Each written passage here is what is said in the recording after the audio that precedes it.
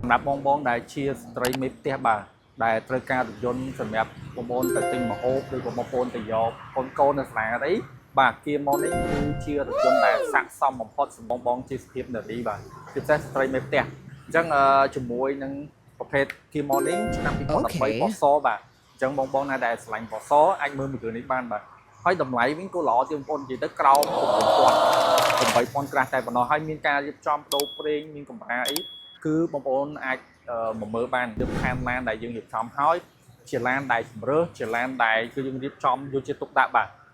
ជំនាញថាអត់ច្រេះអត់បុកអត់ប៉ះទេបងប្អូនមកឡានការ៉េមែនប៉ុន្តែបងប្អូនអាចធានាជូនខាងការ៉ាសយើងគឺធានាជូនតែម្ដងបាទហើយសម្រាប់013គឺយើងរៀបចំមានកញ្ចប់មួយចំនួនបងប្អូនត្រៀមជូនបងប្អូនតែម្ដងបាទយើងមាន free ទៅលើបិទ UV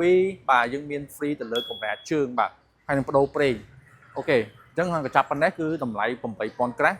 ធ្វើការបាទចរចាបន្ថែមទៀតបងអាចធ្វើការបង់រំលោះក៏បានបងអាចធ្វើការបាទទិញលុយសុទ្ធក៏បានដែរបាទអាស្រ័យលើបងទាំងគ្នាបាទអញ្ចឹងបងដែលមានចំណាប់អារម្មណ៍តាក់ទងមកកាន់ KO Auto លើនេះបាទជាមួយនឹងតម្លៃពិសេសបាទហើយមានការប្រឹក្សាជូនដោយឥតគិតថ្លៃបាទបងមានចង្អល់អីបងប្អូនមានចំណាប់អារម្មណ៍អាចអញ្ជើញមកមើលផ្ទាល់ក៏បានចង់ប្រឹក្សាតាមអនឡាញក៏បានដែរបាទយើងបាទស្វាគមន៍24ម៉ោងតែម្ដងបាទ